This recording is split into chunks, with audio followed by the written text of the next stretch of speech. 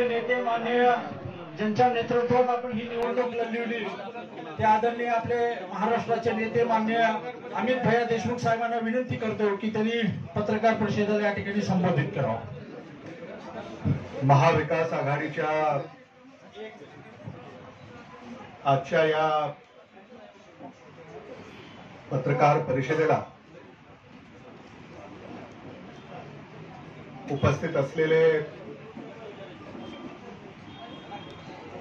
लातूर ग्रामीणचे आमदार धीरज देशमुख,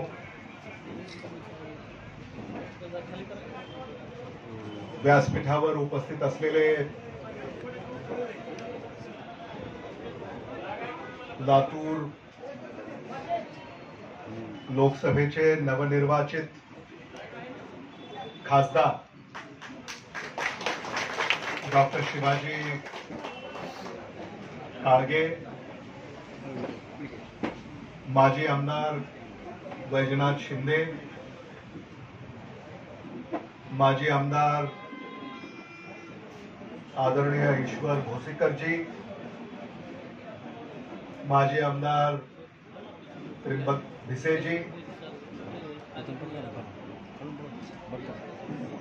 शेकापच्या नेत्या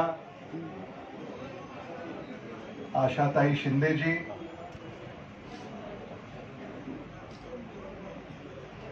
शिवसेनेचे उद्धव बाळासाहेब ठाकरे पक्षाचे नेते एकनाथ पवारजी,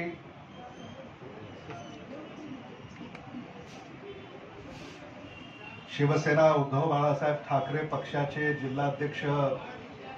बालाजी रेड्डी, शेतकरी कामगार पक्षाचे नेते ॲडव्होकेट गबारेजी, माजी आमदार रोहिदास चव्हाणजी, महाराष्ट्र प्रदेश काँग्रेस कमिटीचे सरचिटणीस अशोक पाटील निलंगेकरजी,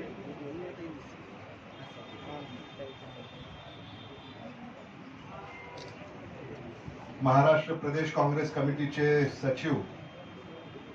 अभय साळुंके, लातूर जिल्हा काँग्रेस कमिटीचे अध्यक्ष श्रीशैल उडगे,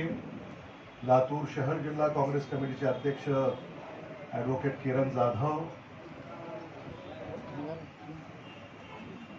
काँग्रेस शिवसेना उद्धव बाळासाहेब ठाकरे पक्ष, राष्ट्रवादी काँग्रेस पक्ष शरदचंद्र पवार, शेतकरी कामगार पक्ष, इंडिया आघाडीतील इतर घटक पक्ष व महाविकास आघाडीतील मित्र पक्ष, सन्माननीय व्यासपीठ, अनेकांची मला नावं घेता येतील, पण मी पत्रकारांचा अधिक वेळ घेऊ इच्छित नाही, त्यामुळं सन्माननीय व्यासपीठ, भारताच्या सार्वत्रिक निवडणुका असतील नुकत्याच संपन्न झालेल्या आहेत आणि इतर घटक पक्षाचे विशेषतः आदरणीय शरद पवार साहेब असतील, आदरणीय उद्धव ठाकरे साहेब असतील, या सगळ्यांना देखील पुढच्या वाटचालीसाठी लातूरच्या वतीनं मी शुभेच्छा व्यक्त करतो, मराठवाड्याच्या वतीनं मी शुभेच्छा व्यक्त करतो आणि नांदेड लोकसभा मतदारसंघामध्ये वसंत चव्हाण, वसंत ऋतू हा जो आता बहरलेला आहे त्याच्या देखील शुभेच्छा व्यक्त करू इच्छितो आणि जालना लोकसभा निवडणुकीमध्ये काँग्रेस पक्षाचे अधिकृत उमेदवार आणि आत्ताचे खासदार कल्याण काळे यांनी जो विजय प्रस्थापित केलेला आहे तो देखील लक्ष वेधणारा आहे,